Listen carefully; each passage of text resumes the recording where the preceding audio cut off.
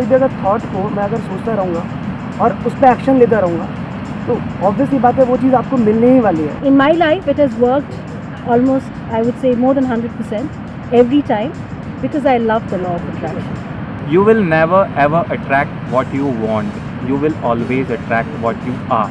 Until or unless you just keep on thinking in a room and stick pictures around like we see in the videos, you're not going to get anything until you put an effort. मेरे लिए law of attraction और law of love कुछ नहीं है, हम success की तरफ जाते हैं, सक्सेस हमारे पास नहीं आती। For me, law of attraction has always worked. If I want something and if I'm passionate about it and then I take actions about that and I get it. मैं मानता हूँ कि आप जो काम कर रहे हो उसको एक फीलिंग के साथ करते जाओ, मिलना होगा वो मिल जाता है, 100% मिल जाता है, मुझे मिल रहा है, आप सबको ही मिलेगा। Law of attraction is nothing but science of materialization, and everything we want is just happening just because of law of attraction. जहाँ तक लॉ ऑफ अट्रैक्शन का सवाल है, मैं इसे कोई नाम नहीं देता, जो भी मुझे चाहिए अगर मैं परसिस्टेंट एफर्ट्स उस चीज़ के लिए लगाता हूँ तो वो चीज़ मुझे ज़रूर मिलेगी।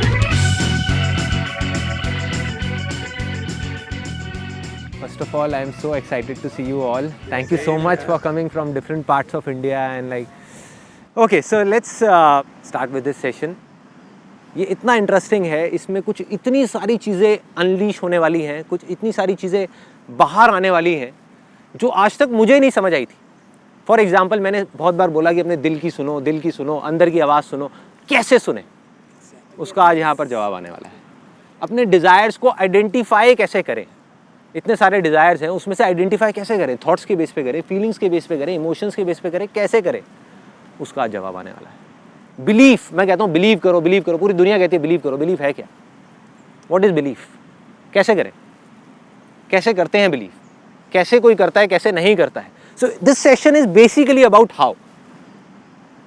दो तरह के लोग हैं जो मेरे सेशंस देखते हैं, एक वो हैं जो मज़े के लिए देखते हैं, उनको इससे कोई मतलब नहीं है कि अंदर क्या हो रहा है क्या नहीं हो रहा। मतलब अगर सिंपल वे में देखा जाए कि अगर उनको फील अच्छा हो रहा है, मज़ा आ रहा है, तो इसका मतलब वो सेशन में मज़ा आ रहा है, हल्का फुल्का है। थोड़ा सा भी दिमाग पे ज़्यादा लोड आ गया, कुछ चीज़ें नहीं समझ में आ रही, कन्फ्यूजन क्रिएट हो रही है, अरे मज़ा नहीं आ रहा यार, मज़ा नहीं आ रहा, सिंपल। सो ये है जो सेशन है, ये वाला जो सेशन है, ये टिपिकली दूसरी कैटेगरी के लोगों के लिए है, जो मज़े के लिए नहीं देख रहे, जो सही में कुछ करना चाहते हैं, कुछ बनना चाहते हैं, कुछ सीखना चाहते हैं। अगर सच में आप कुछ करना चाहते हो तो ये सेशन आपके लिए है। So this is my message to everybody. And एक बहुत इम्पॉर्टेंट कुछ मैं पढ़ने वाला हूँ इस सेशन को शुरू करने से पहले। It's one of my favourite books of all time. Name of this book is Dao De Ching. हम इसको पढ़ते हैं तो it is Tao, TAO, but we pronounce it as Dao. Dao का मतलब होता है दी वे, रास्ता। रास्ता कहाँ जाने का? रास्ता ज़िंदगी जीने का। इसकी कुछ लाइंस है जो मैं आप लोगों के लिए रीड करूँगा और वो बहुत ज़रूरी है इस सेशन को शुरू करने से पहले। Chapter number 76, when he is born man is soft and weak. In death, he becomes stiff and hard. Truly, what is stiff and hard is a companion of death. What is soft and weak is a companion of life. So if we want to be alive, we need to be flexible. Flexible not just in terms of our body, but in terms of our mind, in terms of our thinking, in terms of our beliefs. Let's be ready to change it. क्योंकि मैं अपने खुद के कई beliefs को challenge करने वाला हूँ। अभी जैसे जैसे सेशन आगे बढ़ेगा उसमें मैं अपने आप के बारे में नेगेटिव बोलने वाला हूँ। क्यों नहीं? मैं गलत नहीं हो सकता क्या? ज़रूरी है जो मैंने बोल दिया वो पत्थर की लकीर है? क्यों भाई, कल जो मैं था और आज जो हूँ उसमें ज़मीन आसमान का फ़र्क है। तो फिर मेरे थॉट्स क्यों नहीं बदल सकते? क्यों नहीं बदल सकते? मैं गलत क्यों नहीं हो सकता? मैं एक्सेप्ट क्यों नहीं कर सकता कि मैं गलत हूँ? Why not? तो इसी तरीके से जो भी आप इस सेशन को देख रहे हो, चाहे यहाँ पे देख रहे हो, चाहे वीडियो में देख रहे हो, try to be as soft as possible in terms of thinking. उसके बाद में चाहे तो हार्ड हो जाना, आइडियली नहीं होना चाहिए, चाहे तो हो जाना, बट अभी खुले दिमाग से सिर्फ समझने की कोशिश करो कि मैं जो बोलने वाला हूँ, जो मैं एक्सप्रेस करने वाला हूँ, कुछ चीज़ें हैं जो मैंने बहुत अपने डीपर लेवल ऑफ एग्जिस्टेंस पे फील करी है, रियलाइज़ करी है, एक्सपीरियंस करी है, जिसको मैं आप लोगों के साथ में अभी शेयर करने वाला हूँ। अब एक छोटा सा कन्फेशन। अनस्टॉपेबल सेशन को देख करके कुछ लोगों को ये लगा है कि मैं लॉ ऑफ अट्रैक्शन का मजाक उड़ा रहा हूँ। लगा है ना? सो अब अगर आप ध्यान से देखोगे उस सेशन को, तो मैंने उनका मजाक नहीं उड़ाया, कुछ बातों का मजाक उड़ाया है, और अगर किसी इंसान का मजाक उड़ाया तो खुद का उड़ाया। क्यों? क्योंकि मैं पास्ट में, आप में से कुछ लोगों को शायद पता भी नहीं होगा, मैं बता देता हूँ कि जब मैंने लाइफ चेंजिंग सेमिनार्स करने शुरू करे थे तो सेशन के एंड में मैं एक प्रिंट आउट देता था सबको, और उस प्रिंट आउट में सबसे ऊपर एक बुक का नाम लिखा होता था, recommended, strongly recommended by Sandeep Maheshwari, the secret, law of attraction, simple. So मैं खुद स्ट्रांगली उसमें बिलीव करता था। उसके अलावा इल्यूजन टू रियलिटी वाला जो मेरा सेशन था, उसमें मैंने आगे जाकर के जो डिटेल में एक्सप्लेनेशन दिया वो तो ठीक था, उसमें तो फोकस किया काम पे, 32 बार चबाने पे, जो मैं कहता हूँ कि काम पे फोकस करो बजाय कि किसी सपने पे फोकस करने के। लेकिन शुरू में जो मैंने 3 एग्जांपल्स दिए थे, जो लोगों को बोला था कि आप इमेजिन करो कि आपका एक 1 BHK फ्लैट है, वो आपको मिल गया है, इमेजिन करो कि आप एक फॉरेन टूर पे चले गए हो, इमेजिन करो कि आपका एक बिजनेस है, आप वहाँ पर बैठे हुए और आप सोचने लग गए तो अपने आप सच हो जाएगा, आपको कुछ करना नहीं पड़ेगा। ये क्या था? लॉ ऑफ अट्रैक्शन था। मतलब मैं खुद उसको मानता था, ऐसा नहीं है कि मैं नहीं मानता था। तो और ये बात कोई बहुत ज़्यादा पुरानी नहीं है, मे बी 5-6 महीने हुए होंगे इस बात को। और अगर आप एक और चीज़ को नोट करोगे तो मैंने आज तक अपने किसी भी सेशन में किसी के बारे में भी, चाहे लॉ ऑफ अट्रैक्शन हो, चाहे ये हो वो, किसी के बारे में कभी नेगेटिव नहीं बोला। तो मैं क्यों नेगेटिव बोल रहा हूँ लॉ ऑफ अट्रैक्शन के बारे में? क्यों बोल रहा हूँ? कोई ना कोई वजह है, और वो वजह क्या है मैं आपको बता देता हूँ। मैं अपने एक दोस्त से मिला जिसने आकर के मुझे बहुत थैंक्स किया, मतलब दैट गाय, उसने आकर के मुझे बोला कि संदीप भाई तेरी वजह से मज़ा आ गया और मैं गोवा फ्री में घूम के आ गया अपनी फैमिली के साथ में। तो मुझे समझ नहीं आया, तो उसने फिर समझाया, कहता कि तूने मेरे को बताया था ना लॉ ऑफ अट्रैक्शन के बारे में, मैंने जा करके देखा, उसको समझा, और वहाँ पे मैं गया था गोवा में, जिस होटल में वो रुका हुआ था उसी होटल के अंदर एक कैसीनो है। कहता वहाँ पे जा करके मैंने उसको अप्लाई किया लॉ ऑफ अट्रैक्शन को, और प्रॉपर तरीके से मैंने अप्लाई किया। मैंने कहा एग्जैक्टली तूने क्या किया ज़रा बताएगा? तो रूले नाम की एक गेम होती, आप लोगों को पता है रूले? नहीं पता तो गूगल में जा करके डाल के देख लेना। उसमें बहुत सिंपल है, नंबर्स होते हैं बहुत सारे, उसमें से एक नंबर आपको चूज़ करना होता है। अगर वो नंबर आ गया तो आपको 1 का 35 मिल जाता है। ओह आई थिंक यहाँ से सीधा वहीं की टिकट कटने वाली है गोवा की। सो सीधा 1000 रुपये आपने लगाया, 1000 रुपये का कितना हो जाएगा? 35,000। अगर नो लिमिट टेबल है, 1 लाख रुपये लगाया तो 1 लाख का कितना हो जाएगा? 35 लाख। उस बंदे ने क्या किया, अपना इसको समझ करके वीडियो को देखा और अपने लॉ ऑफ अट्रैक्शन को अप्लाई कर दिया वहाँ पे गैम्बलिंग में। कहता मैंने एक नंबर पकड़ लिया कि 0, कोई और नंबर पे मैं पैसा नहीं लगाऊंगा। बाकी लोग क्या करते हैं, चेंज करते रहते हैं नंबर बार बार। कहता मैं चेंज नहीं करूँगा, सिर्फ 0 पे पैसा लगाऊंगा। उसने अपनी टेक्निक निकाली कैसीनो में जीतने की, जुए में जीतने की। उसने 0 पे पैसा लगाया। कहता मैंने एक बार लगाया, लेकिन अपनी लॉ ऑफ अट्रैक्शन की पूरी पावर को मैंने लगा दिया कि 0 आएगा आएगा आएगा आएगा आएगा। कहता एक बार लगाया नहीं आया, 2 बार लगाया नहीं आया, 4 बार लगाया नहीं आया, 10 बार लगाया नहीं आया। कहता 15वीं बार आ गया। मतलब मैंने 15,000 रुपये गंवाए और 35,000 रुपये कमाए। क्लियर है यहाँ तक? यहाँ तक क्लियर है? कहता फिर मैंने दोबारा शुरू किया और मेरा फेथ बढ़ गया, मेरा जो बिलीफ है वो बढ़ गया, वो स्ट्रांग हो गया अपनी लॉ ऑफ अट्रैक्शन की पावर्स पे कि ये काम कर रहा है। कहता मैंने दोबारा लगाना शुरू किया, नहीं आया नहीं आया नहीं आया नहीं आया, 25 बार नहीं आया, 30वीं बार 30th टाइम जा करके आ गया। कहता बस फिर तो देख, फिर तो मेरा जो बिलीफ है वो और स्ट्रांग हो गया। जैसे ही मेरा बिलीफ स्ट्रांग हुआ, जो उसके आने के चांसेस हैं वो और ज़्यादा बढ़ गए। मतलब कि 30 बार में आया, मतलब उसने 30,000 रुपये गंवाए और 35,000 रुपये कमाए। मतलब नेट अगर देखा जाए तो 5,000 रुपये का प्रॉफिट। अगली बार कहता मैंने लगाया लगाया लगाया और चौथी बार में आ गया। मतलब कि चौथी बार में 0 आ गया। और इस तरीके से करके मैंने 90,000 रुपये वहाँ पे कमा लिए। 90,000 आई हैव अर्न्ड। फिर मेरी वाइफ आई और वो मेरे को कसम दे करके वहाँ से ज़बरदस्ती ले गई कि बस कमा लिए, बहुत हो गए। अब ऐसा ना हो कि ये भी चले जाए, तो तुम चलो मेरे साथ में। And that guy was like कि संदीप अब अगली बार हम दोनों साथ में चलेंगे। हम दोनों साथ में चलेंगे और अब की बार तो मेरे को 90,000 रुपये रोक दिया, इस बार मैं कम से कम 10-15 लाख रुपए कमा करके लाऊंगा वहाँ से। This is his way of looking at things. मतलब अब उसका जो बिलीफ है वो बहुत स्ट्रांग हो गया, बहुत स्ट्रांग। मैंने उसको बोलने की कोशिश करी, मैंने कहा भाई जुए में कोई जीता है क्या आज तक? आप टेम्पररी बेसिस पे तो हरा सकते हो, एक दिन हरा सकते हो कैसीनो को, 1 साल तक आप रेगुलर खेलते रहो, आप जीत ही नहीं सकते। Because it's a law, it's law of probability, it's proven maths जिसके बेस पे कैसीनोस चल रहे हैं। और करोड़ों नहीं, अरबों नहीं, खरबों रुपए का रोज काम हो रहा है वहां पे, और एक भी आदमी जीत के नहीं निकलता। लेकिन कहता मैं जीत सकता हूँ। कहता मेरा है लॉ ऑफ अट्रैक्शन की पावर, हो सकता है किसी और की नहीं है, मेरी है, मेरी है, मुझे विश्वास है कि मैं जीतूंगा। एक जुआरी की शुरुआत ऐसे ही होती है। गैम्बलर्स कैसे बनते हैं? जो हार जाता है वो कभी जुआरी नहीं बनता, वो तो छोड़ करके गालियां दे करके बाहर चला जाता है। जो जीत जाता है वो गया, वो क्या बन गया? जुआरी बन गया, जुआरी बन गया। तो ये जो मैं सेशन कर रहा हूँ उसमें आई थिंक उसका भी एक बहुत बड़ा रोल है, बिकॉज ये मैं इनडायरेक्टली उसके लिए भी कर रहा हूँ। तो जैसे ये मेरा सेशन होगा तो यूट्यूब पे जाने से पहले मैं एक DVD बनाऊंगा, ले आ करके अपने उस फ्रेंड को दूंगा भाई एटलीस्ट देख, शायद तुझे कुछ समझ आए, शायद। बट आज उसका विश्वास पूरा है लॉ ऑफ अट्रैक्शन पे कि हर जगह पे काम करता है, काम करता है, काम करता है। लेकिन जब ये चीज़ हुई तो मैंने अपने आप से ये चीज़ समझने की कोशिश करी कि क्या सही में ऐसा हो सकता है। बिकॉज अगर सोचने से पार्किंग मिल सकती है, सोचने से ट्रैफिक चेंज हो सकता है, सोचने से इतनी सारी चीज़ें हो सकती है, गाड़ी मिल सकती है, बंगला मिल सकता है, तो एक नंबर क्यों नहीं आ सकता? अगर हम देखा जाए, जब एक गाड़ी को हम अट्रैक्ट कर सकते हैं अपनी तरफ सोचने से, अपनी अट्रैक्शन की पावर से, तो एक नंबर को क्यों नहीं अट्रैक्ट कर सकते? क्या बड़ी बात है, क्यों नहीं कर सकते?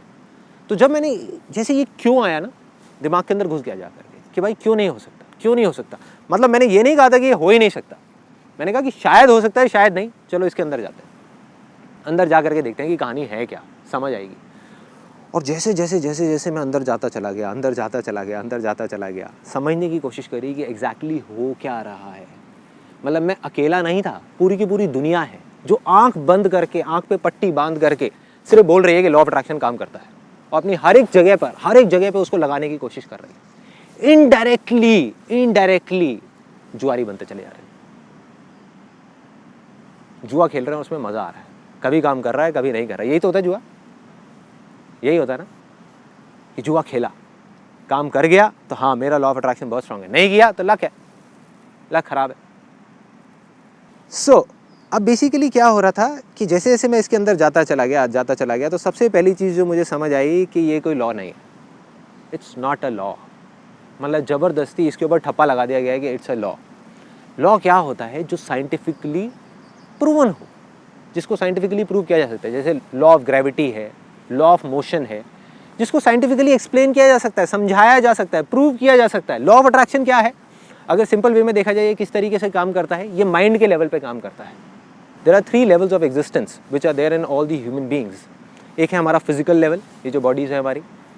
एक है फिजियोलॉजिकल लेवल, जो हमारे सेल्स हैं, टिश्यूज़ हैं, डाइजेस्टिव सिस्टम है। एक है साइकोलॉजिकल लेवल। तो ये काम करता है साइकोलॉजिकल लेवल के ऊपर, जहाँ पर हमारे थॉट्स के लेवल के ऊपर, हमारे डिज़ायर्स के लेवल के ऊपर। और बेसिकली अगर सिंपल तरीके से क्या देखा जाए, हर चीज़ की एक फ्रीक्वेंसी होती है। जितनी भी चीज़ें हम अपने आसपास में देख रहे हैं, अभी इस पत्थर को देख रहे हैं, रेत को देख रहे हैं, पानी को देख रहे हैं, पेड़ को देख रहे हैं, हम अपने आप को देख रहे हैं, अपनी बॉडीज़ को देख रहे हैं, जैकेट को देख रहे हैं, ये सब क्या है? This is nothing but energy. ये सबको पता है, सबको पता है, everything is made up of atoms, है ना। So this is energy vibrating at different frequencies, अलग अलग फ्रीक्वेंसी पे वाइब्रेट कर रही है। इसकी जो फ्रीक्वेंसी है वो अलग है, मेरी जीन्स की अलग है, इसलिए दोनों देखने में अलग लग रहे हैं। है एनर्जी, है एनर्जी, सिंपल है। तो इसी तरीके से इसकी पत्थर की अलग है, मेरी बॉडी की अलग है, सब चीज़ों की अलग है। ऐसे ही हमारे थॉट्स की एक फ्रीक्वेंसी होती है, और अलग अलग थॉट्स की अलग अलग फ्रीक्वेंसीज होती है। लेकिन क्या हम अपनी थॉट्स की फ्रीक्वेंसी को मेजर कर सकते हैं अभी आज के टाइम में? साइंटिफिकली नहीं कर सकते। अभी ऐसा कोई डिवाइस नहीं बना कि हम एग्जैक्ट बता सके कि मेरे थॉट्स की फ्रीक्वेंसी किस लेवल पे चल रही है। जब हम मेजर ही नहीं कर सकते तो जो भी कुछ है वो हाइपोथेटिकल लेवल पे है। जिस चीज को हम मेजर ही नहीं कर सकते, जिस चीज के बारे में हमें कुछ पता ही नहीं है, उसको हम लॉ कैसे कह सकते हैं? जिस दिन वो मेजर हो गया उस दिन ये लॉ है, उस दिन ये लॉ है। मतलब एक हमारे हाथ में एक डिवाइस होगा जिससे सीधा मेजर किया जाएगा अभी मेरे थॉट्स की क्या फ्रीक्वेंसी चल रही है। अच्छा वो बाइक की चल रही है, अरे नहीं यार इसको एडजस्ट करो 240 पे डालो, अभी 160 पे, 240 पे डाला, गाड़ी की आ गई, गाड़ी आ गई। सिंपल है ना, सिंपल है। क्या प्रॉब्लम है? उस दिन ये एक लॉ है, कोई प्रॉब्लम नहीं है। हमें पता है कि हम अंधेरे में तीर नहीं चला रहे, हम सीधा जा करके निशाना लगा रहे हैं, ठा, that is law, that is law. जैसे एक रिसर्च हुई थी बहुत इंटरेस्टिंग सुपरस्टिशन के बारे में। It's a very very interesting example. एक पिजन को, एक कबूतर को एक उसमें रखा गया, एक केज में, एक पिंजरे में रखा गया, और साइड में एक मशीन लगाई गई। उस मशीन में से क्या किया गया, दाने छोड़े गए एग्जैक्ट 3-3 मिनट के इंटरवल पे।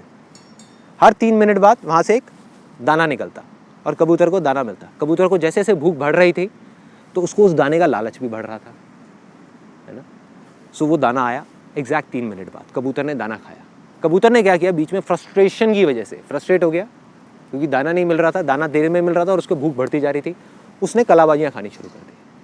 गोल घूमा ऐसे करके पिंजरे में और आकर के बैठ गया। फिर से थोड़ी देर बाद दाना आ गया, फिर से गोल घूमा, घूम करके बैठा, दाना आ गया, गोल घूमा, घूम करके बैठा, दाना आ गया, गोल घूमा, घूम करके बैठा, दाना आ गया।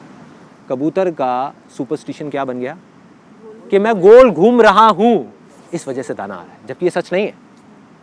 जो दाना आ रहा है वो उस मशीन की वजह से आ रहा है जो एक इंसान के हाथ में है, जो एक इंसान के हाथ में है।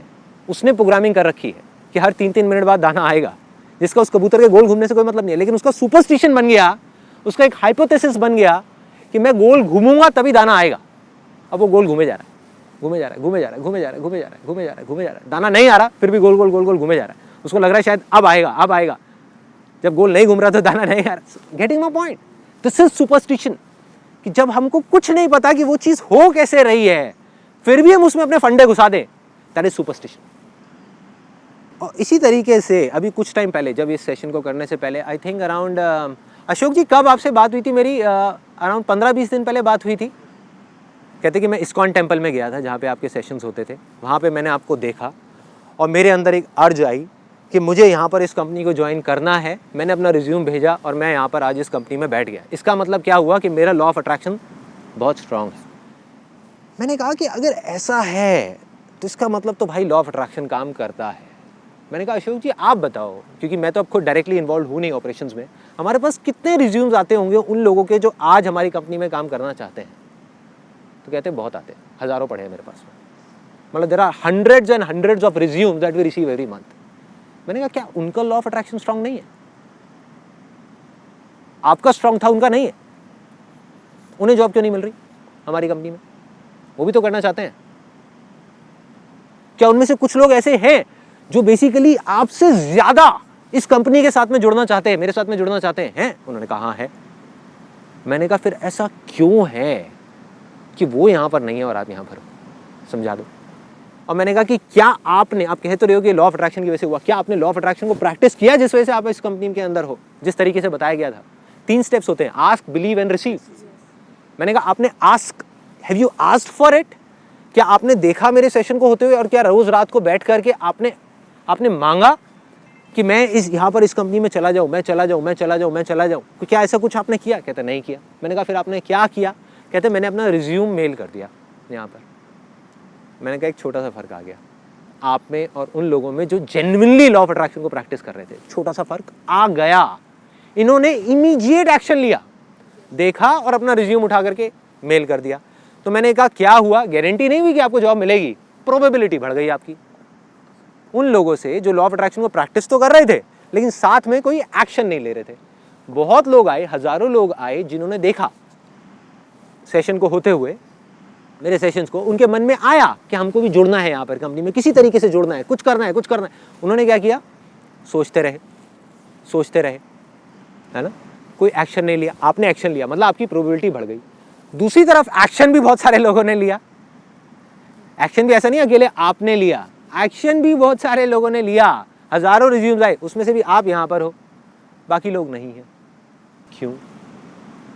जॉब होनी तो चाहिए ना भाई, कहाँ से मिलेगी? सीधा सा फंडा है ना।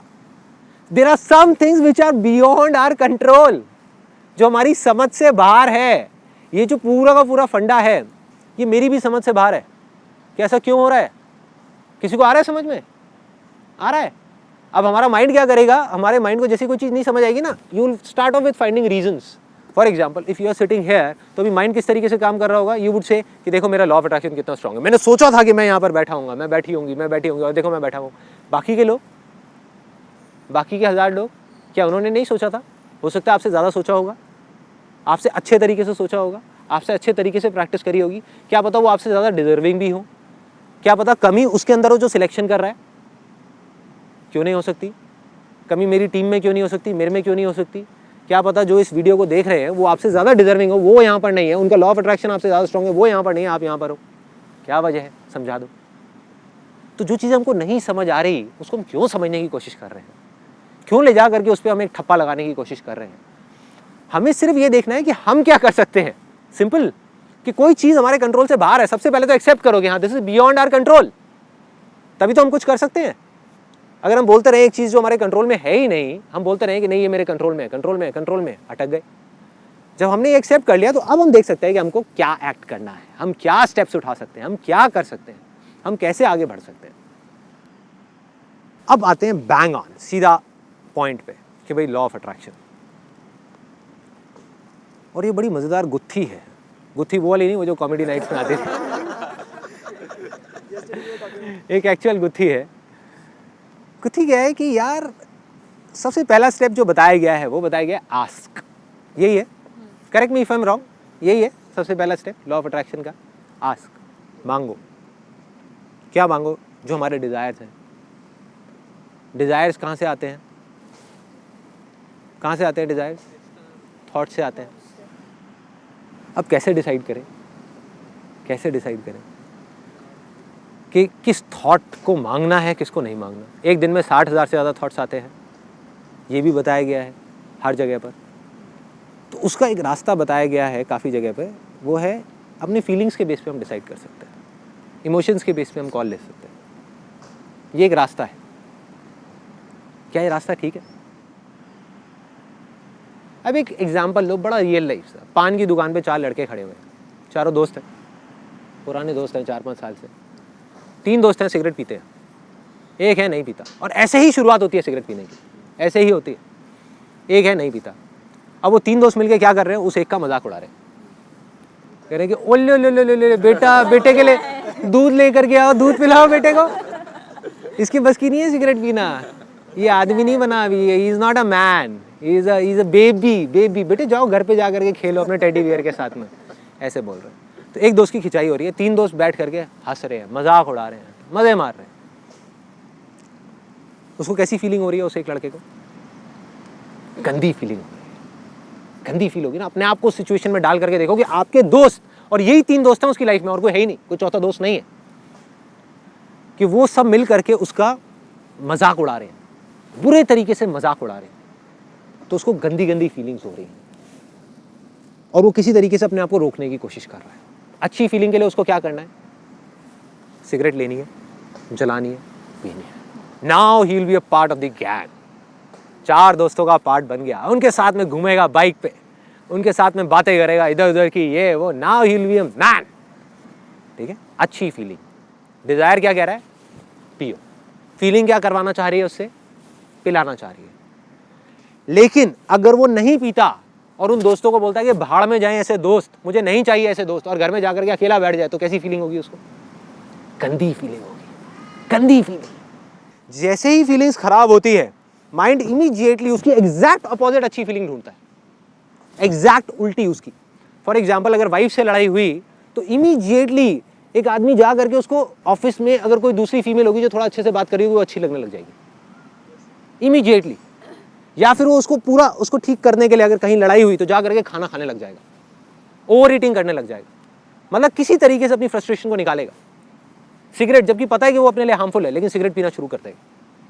Feelings are temporary. इस चीज को हमको अपने दिमाग के अंदर घुसाना है, तभी इन फीलिंग से हम लड़ सकते हैं, चाहे अच्छी हो चाहे बुरी हो। जिसके पीछे हम भाग रहे हैं वो टेम्पररी है। जितना हम भागते रहेंगे भागते रहेंगे भागते रहेंगे, वो उतना ही हमको घुमाती रहेगी घुमाती रहेगी घुमाती रहेगी। सिंपल। सो जरूरी नहीं है कि जो फीलिंग्स अच्छी हैं वो काम भी हमारे लिए अच्छा हो। तो अब सवाल वहीं आ जाता है घूम फिर के, तो फिर डिसाइड कैसे करें? कोई भी बड़ा डिसीजन लेने से पहले हमें क्या अपने आप से पूछना है कि क्या ये मेरे लिए अच्छा है या नहीं है? क्या ये मेरे आसपास में जो लोग हैं उनके लिए अच्छा है या नहीं है? फीलिंग अच्छी है, करो। फीलिंग बुरी है, करो। ये एक बहुत इंटरेस्टिंग कैच है। फीलिंग बुरी है, करो। आई अगेन रिपीट, फीलिंग बुरी भी है तो करो, अगर वो अच्छा है तो। फॉर एग्जाम्पल आज अगर प्यार और अट्रैक्शन में फ़र्क देखा जाए तो क्या है? प्यार और अट्रैक्शन में अगर सिंपल वे में फ़र्क देखा जाए तो क्या है? Attraction gives you temporary pleasure but permanent pain. Love gives you temporary pain but permanent pleasure or something beyond pleasure. Exactly. Something beyond pleasure. When you are beyond pain and pleasure, when you are beyond your mind, that state is called love. आप किसी dancer से जाकर के पूछो कि क्या कब होता है, आपकी बेस्ट परफॉर्मेंस कब थी? कहती बेस्ट परफॉर्मेंस तब थी जब मैं खुद को भूल गई थी, जब मैं नहीं थी। मैं कौन है? Pain and pleasure. जब मुझे दर्द हो रहा था लेकिन मुझे पता ही नहीं था मुझे दर्द हो रहा है, मुझे मजा आ रहा था लेकिन मुझे पता ही नहीं था मजा आ रहा है, लोगों को आ रहा था मुझे तो नहीं आ रहा था, मैं थी लेकिन मैं नहीं थी। तो स्टेट ऑफ लव में कैसे पहुंचते हैं? मेरी जिंदगी में टोटल 8-10 चीजें हैं जिससे मैंने प्यार करा है। अट्रैक्ट मैं लाखों चीजों की तरफ हुआ हूँ, ठीक है, काम है, लोग हैं, ये है, वो है, बहुत आइडियाज हैं, लाखों आइडियाज है जिनकी तरफ मैं अट्रैक्ट हुआ हूँ, लेकिन प्यार मुझे सिर्फ 8-10 आइडियाज से है, 8-10 चीजों से है, जो इतना प्यार है कि जिसके लिए मैं मरने को तैयार हूँ, जिसके लिए मैं कुछ भी करने को तैयार हूँ। That is called state of love. अगर आज की डेट में आप मुझसे पूछो कि वो मेरे लिए सबसे ज्यादा क्या है, that is the state of meditation. Meditation. Rewind करते हैं, 3 साल पीछे चले जाते हैं। मेडिटेशन मेरे से एक दिन में 10 सेकंड भी नहीं होती थी। I use to hate meditation like anything, hate meditation. मतलब मेरी जिंदगी का सबसे बड़ा प्यार अगर मैं फीलिंग्स के बेस पे चूज करता तो क्या मैं कभी वहां तक पहुंचता? नहीं पहुंचता, नहीं पहुंचता। क्योंकि फीलिंग्स क्या करवाएंगी? बेकार है ना, छोड़ना। माइंड क्या करेगा? दर्द हो रहा है यार, नहीं बैठा जा रहा। जो एक आसन होता है ना, सिंपल सुख आसन, उसमें मैं 1 मिनट नहीं बैठ सकता था। फिर भी मैंने कहा कि जो होगा देखा जाएगा, on the basis of my will power. क्योंकि मुझे पता था कि जो काम मैं कर रहा हूँ वो सही है, फीलिंग बेकार है, कोई बात नहीं, भाड़ में गई फीलिंग्स। करता गया, करता गया, करता गया, करता गया, करता गया, योग करता गया, करता गया, करता गया, प्राणायाम करता गया, करता गया, करता गया, करते करते करते करते आज I can do the most complicated of asanas in योग।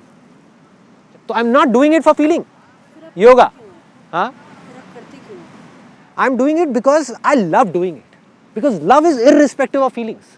If I am in love with my wife तो कभी मुझे उसके साथ में अच्छी फीलिंग होती है, कभी मुझे खराब फीलिंग्स होती है, still I love her and I always be with her. ये नहीं कि अपने कुछ फ्रेंड्स की तरह या कुछ लोगों की तरह कि जब तक फीलिंग अच्छी हो रही है तब तक प्यार है, जिस दिन फीलिंग खराब हो रही है बेकार है, डिवोर्स। ये क्या तरीका हुआ भाई?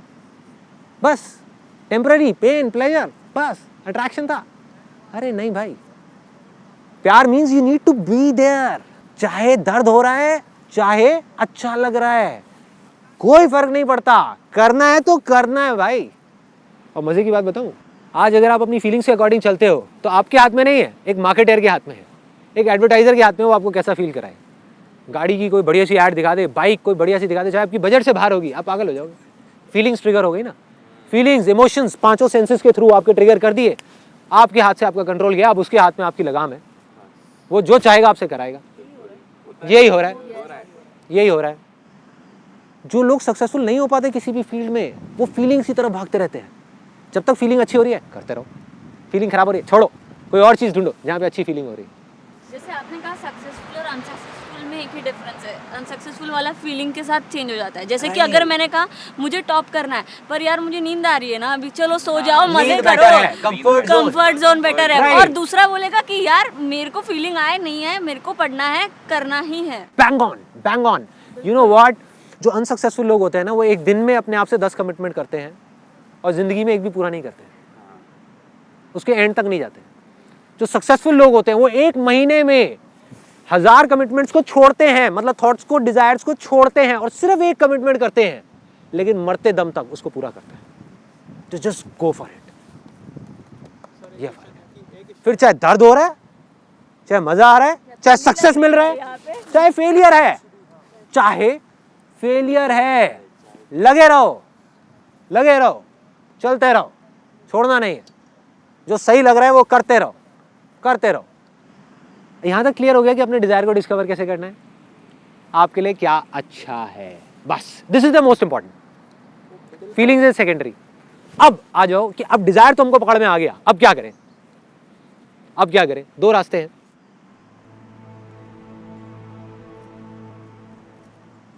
एक तो है कि मांगो, या अपने दिमाग में बिठाओ कि ये चीज़ चाहिए, ये चीज़ चाहिए, ये चीज़ चाहिए। लेकिन क्या मांगने से मिलता है? जैसे लोग भगवान से मांगते हैं ना, भगवान क्या है? CEO है। मान लो एक एग्जांपल है, भगवान CEO है, ये पूरी की पूरी एक कंपनी है, ये दुनिया में जितने भी लोग हैं हम सब उस भगवान के एम्प्लॉयज़ हैं। एम्प्लॉयज़ तो मांगेंगे ही, कोई डाउट ही नहीं। लेकिन जो CEO है वो उन 100 एम्प्लॉयज़ में से किसको प्रमोशन देगा? जो सबसे ज़्यादा मांग रहा है या सबसे ज़्यादा अपनी लॉ ऑफ अट्रैक्शन की पावर्स को यूज़ कर रहा है उस प्रमोशन को लेने के लिए, या जो डिजर्विंग है?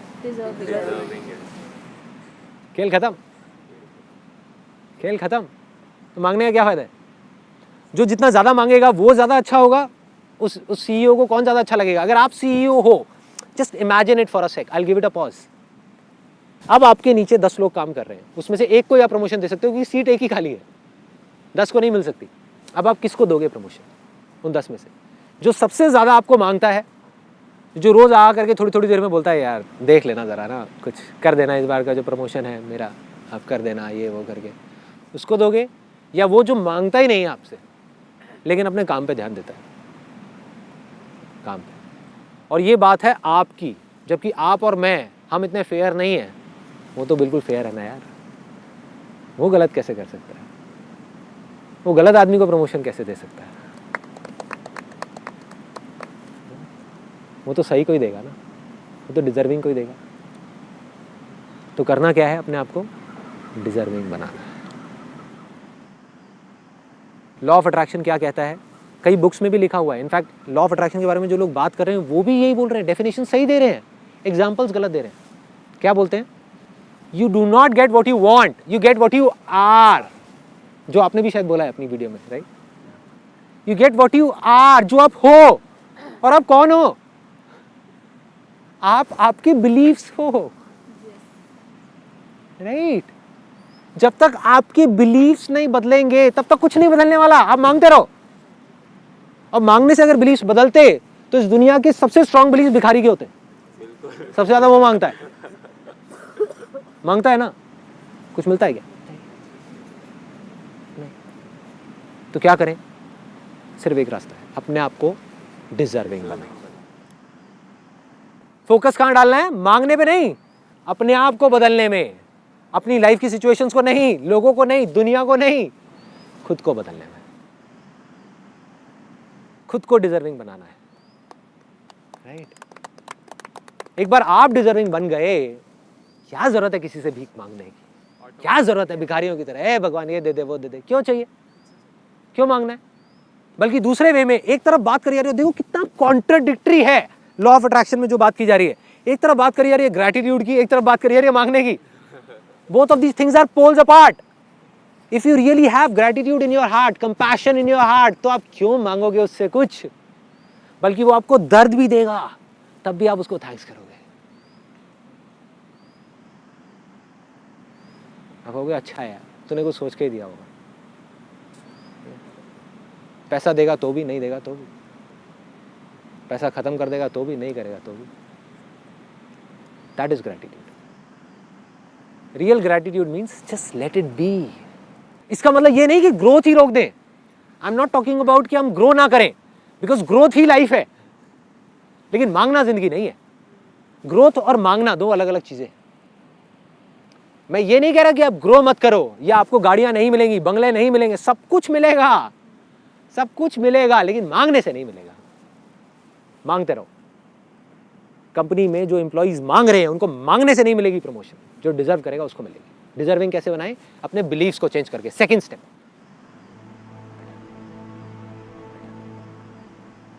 क्या है ये बिलीफ? क्या इच्छा शक्ति ही बिलीफ है, विल पावर ही बिलीफ है, या बिलीफ कुछ और है? Getting my point? क्या ये दोनों सेम है या अलग अलग चीजें हैं? एक विल पावर है एक इंसान की कि मुझे ये काम को करना है और मैं किसी भी हालत में करके रहूंगा, क्या यही बिलीफ है या बिलीफ कुछ और है? फॉर एग्जाम्पल, आपके अंदर डिजायर है, बहुत जबरदस्त डिजायर है कि मुझे ना ऑपरेशन करना है एक पेशेंट का जा करके अभी किसी हॉस्पिटल में। दूसरी तरफ एक डॉक्टर है जो अभी अभी अपना MBBS करके निकला है, उसका भी एक डिजायर है कि मुझे ऑपरेशन करना है।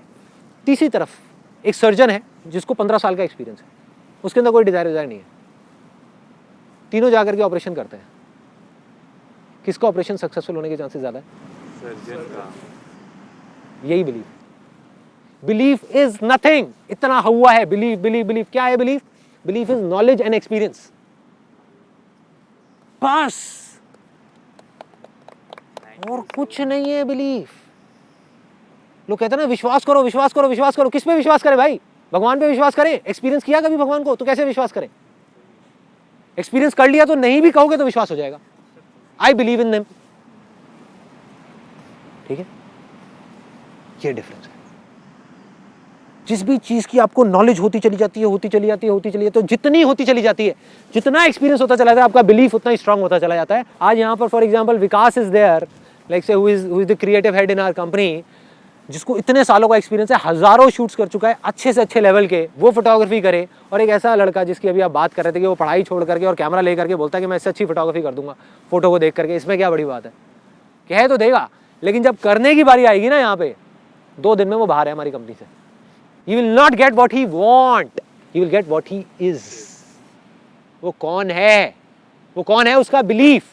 उसका बिलीफ क्या है कि वो एक फोटोग्राफर है ही नहीं, वो फोटोग्राफर बनना चाहता है। बट अगर वो सच में फोटोग्राफर बनना चाहता है तो उसको अपना बिलीफ स्ट्रॉन्ग करना होगा। बिलीफ कैसे स्ट्रॉन्ग होगा? नॉलेज एंड एक्सपीरियंस से। कोर्स करना पड़ेगा, समझना पड़ेगा, उससे भी नहीं होगा। थियोरेटिकल नॉलेज भी गेन कर ली, जैसे उस डॉक्टर के पास थियोरेटिकल नॉलेज तो थी, लेकिन सर्जन के पास एक्सपीरियंस था। Experience is bigger than knowledge. Finally उसको एक्सपीरियंस गेन करना पड़ेगा। जितना एक्सपीरियंस उसका बढ़ता चला जाएगा, उतना ही उसका बिलीफ बढ़ता चला जाएगा। तो बिलीफ को स्ट्रांग करने का क्या तरीका है? कर्म किए जा भाई। जो गीता में लिखा है हमको समझ नहीं आ रहा, लोग उसका मतलब ये निकाल रहे हैं कि इसका मतलब फल नहीं मिलेगा। ये नहीं है, ये फल मिलने का ही एक रास्ता है। The more you learn, the more stronger will be your belief. जितना स्ट्रॉन्ग आपका बिलीफ होगा, उतने स्ट्रॉन्ग आप होगे, उतने स्ट्रॉन्ग आपका माइंड होगा, उतनी स्ट्रॉन्ग आपकी बॉडी होगी। जितने स्ट्रॉन्ग आप बनते चले जाओगे, उतनी ही बड़ी सक्सेस होगी। सिंपल है, ये सब कनेक्टेड, सब कनेक्टेड। लपेटते चलो, अपना फोकस रखो ज्ञान पे, नॉलेज पे, एक्सपीरियंस पे, खुद के कैरेक्टर को स्ट्रॉन्ग करने में।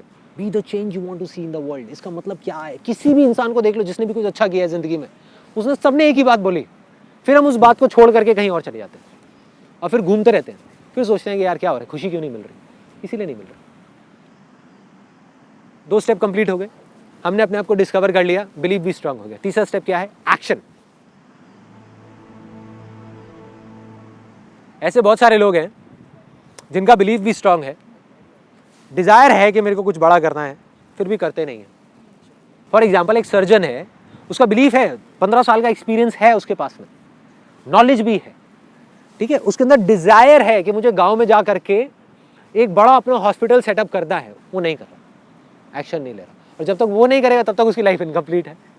It's his ultimate calling, is the reason for his existence, फिर भी वो एक्शन नहीं ले रहा। क्यों नहीं ले रहा एक्शन? एनर्जी नहीं है उसके पास उस एक्शन को लेने के लिए। एनर्जी चाहिए एक्शन लेने के लिए। एनर्जी कहाँ से आती है? एनर्जी हमारी फीलिंग्स और इमोशंस से आती है। देखो फीलिंग्स और इमोशंस तो रहेंगे, मैंने ये कहा उसके बेस पे आप डिसाइड मत करो अपने डिजायर को, लेकिन मैंने ये नहीं कहा कि फीलिंग्स और इमोशंस गायब हो जाएंगे आपके अंदर से। हम क्या कर सकते हैं? फीलिंग्स और इमोशंस को कंट्रोल भी नहीं कर सकते, उसको डायरेक्शन दे सकते हैं। जैसे ही हम अपने बिलीव्स को बदल देते हैं, हम अपने पर्पस को बदल देते हैं, काम को करने के मकसद को बदल देते हैं, the way of looking at thing changes.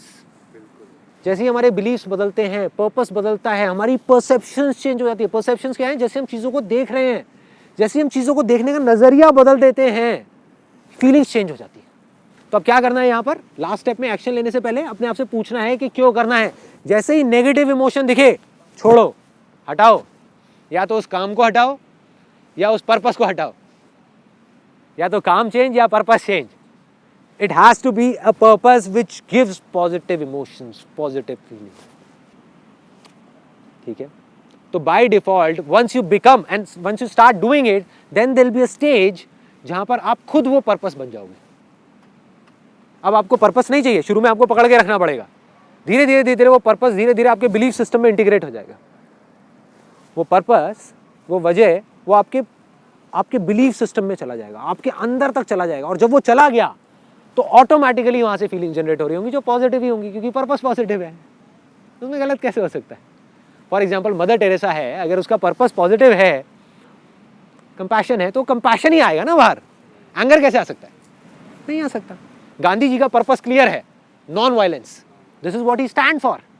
Look at any great leader in the history of this world, everybody stood for something which they strongly believe in. वो बिलीव क्या, कहाँ से बना? वो एक दिन में नहीं बना, पहले उसकी शुरुआत हुई पर्पस से। वो पर्पस ही उनका गोल बन गया, वो ही बिलीव बन गया, वही ज़िंदगी बन गई, वही वो खुद बन गए, और ऐसे ही वो दुनिया बदल गई। Gandhi ji and non violence is inseparable. आप इन दोनों को अलग नहीं कर सकते। जहाँ नॉन वायलेंस की बात आएगी गांधी जी का नाम आएगा, गांधी जी की बात आएगी नॉन वायलेंस की बात आएगी। इसी तरीके से आपको जो अच्छा लगे पर्पस, आप उसको चूज कर लो, उसको पकड़ करके रखो रखो रखो रखो, धीरे धीरे धीरे धीरे वो बिलीव बनता चला जाएगा। और जितना स्ट्रॉन्ग बिलीफ उतने ही तगड़े एक्शंस, उतने ही बड़े लेवल पे, उतनी ही एनर्जी के साथ। If your purpose becomes your belief, then your body and mind will follow. वो पर्पस, वो बिलीफ आपकी बॉडी से, आपके माइंड से ऐसे ऐसे काम कराएगा, आप हिल जाओगे देख करके। आप कहोगे भाई ये हो क्या रहा है। और अगर वो पर्पस नेगेटिव हुआ, तब भी वो आपसे ऐसे ऐसे काम कराएगा कि और लोग भी और आप खुद भी देख करके हिल जाओगे कि ये कर क्या रहा है, ये कर क्या रहा है। राइट? आपकी फोटोग्राफ आ गई, आपने नाम बोला उसामा बिन लादेन। ढूंढ तो आएंगे आपके पास। मॉडल जैसे फेम को पर्पस रख के कर रहा है काम, तो इज इट अटक गया। Fame is temporary, fame is temporary because fame आज है कल नहीं है। और देखो कोई भी टेम्पररी पर्पस आप पकड़ते हो, फेम के साथ में क्या आएगा, ग्रीड आएगा। मतलब मुझे फेम मिल जाए। फेम क्या है, मतलब किसी और से मेरा ज्यादा नाम है, उसी को फेम बोलते हैं ना। तो अगर किसी और का आपसे ज्यादा फेम आ गया तो क्या आएगा, जेलसी आ जाएगी। जिसका कम होगा आपसे नाम, उसका क्या आएगा, कितना बेकार आदमी है, ये तो कुछ नहीं, 2 कौड़ी का है मेरे सामने। ऐसे ही होता है।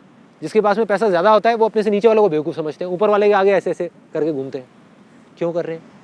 We are what we believe in. और हम अगर फीलिंग्स के थ्रू उसको चेंज करने की कोशिश कर रहे हैं तो फीलिंग्स कुछ नहीं है हमारे, it is manifestation of our existing beliefs. जो हमारे एग्जिस्टिंग बिलीव्स हैं उसी के अकॉर्डिंग फीलिंग्स हो रही हैं। तो अगर आपको अपनी जिंदगी में कुछ भी बदलना है तो फीलिंग्स के अकॉर्डिंग अगर आप चले तो कुछ नहीं बदलने वाला, आपको बिलीव्स को बदलना है। बिलीव्स को बदला फीलिंग्स बदलेंगे, फीलिंग्स बदला इमोशंस बदलेंगे, इमोशंस बदला एनर्जी बदलेगी, एनर्जी बदली आप बदलोगे, आप बदले दुनिया बदलेगी, दुनिया बदलेगी सब कुछ बदलेगा, सब कुछ बदल जाएगा। Now comes the last. सब कुछ हो गया, एक्शन तक समझ आ गया। एक्शन कैसे लेना है, एक्शन कहाँ से आएगा? एक्शन आता है इमोशन से, फीलिंग्स से। फीलिंग्स कहाँ से आती है? पर्पस से। पर्पस या तो खुद बनेगा गोल के थ्रू, या आप पर्पस बनाओगे उसके अकॉर्डिंग गोल्स बनाओगे। दोनों में थोड़ा सा फर्क है। गोल के according purpose taken for granted. अरे पर्पस है नहीं है, क्या फर्क पड़ता है, काम तो हो रहा है ना, पैसा तो आ रहा है ना, चलता है। पर्पस है भाई, इस पर्पस से बाहर गोल नहीं बनाने वाला मैं। नॉन वायलेंस मतलब नॉन वायलेंस, समझ गए? That is purpose. फिर वो गोल्स टिकते हैं, आपको कोई हिला नहीं सकता। अनस्टॉपेबल में याद है मैंने बोला था, मैं किसी में दम नहीं होगा कि आपको हिला भी सके। So last but not the least, action भी ले लिया। क्या आप गारंटी है कि आपको जो चाहिए वो मिल जाएगा? नहीं है, एब्सोल्युटली नहीं है। तो क्या करें? रिसीव का तो सवाल ही नहीं उठता ना। Ask, believe and receive. Receive, जहां भी रिसीव आपके दिमाग में आ गया, घुस गया, ग्रीड आ गई, इसका मतलब मिलने की पॉसिबिलिटी है। क्या मिलेगा? हो सकता है जितना आप चाह रहे हो उससे बहुत ज्यादा मिल जाए, हो सकता है ना मिले। How does it make a difference? You are doing it for the love of doing it. Getting my point? कम मिले ज्यादा मिले वो एक सेपरेट इशू है। तो आइडियल सिचुएशन क्या है वो भी मैं आपको बता देता हूँ, और सेकंड बेस्ट क्या है, थर्ड बेस्ट क्या है, तीनों ऑप्शंस बता देता हूँ। आइडियल सिचुएशन ये है कि आप किसी भी आउटकम के बारे में सोचो ही नहीं। That is the ideal situation. मतलब एक्शन लेना नहीं छोड़ रहे आप, अपनी तरफ से एक्शन लेते चले जा रहे हो, कर्म करते चले जा रहे हो, फल को छोड़ रहे हो। This is called the state of love. No outcome required, nothing at all. क्या होगा पता नहीं, पता नहीं। This is the best state to be in if you want to be in a state of flow, ideal situation. Second best situation, outcome को पकड़ो लेकिन focus वहां मत करो, कर्मों पे करो। गोल सेट करो, अपने बोर्ड बनाओ, जितने भी विजन बोर्ड हैं, ये है वो है, सारा कुछ गोल सेटिंग करो। फोकस वहां मत करो, फोकस काम पे करो। That is the second best situation.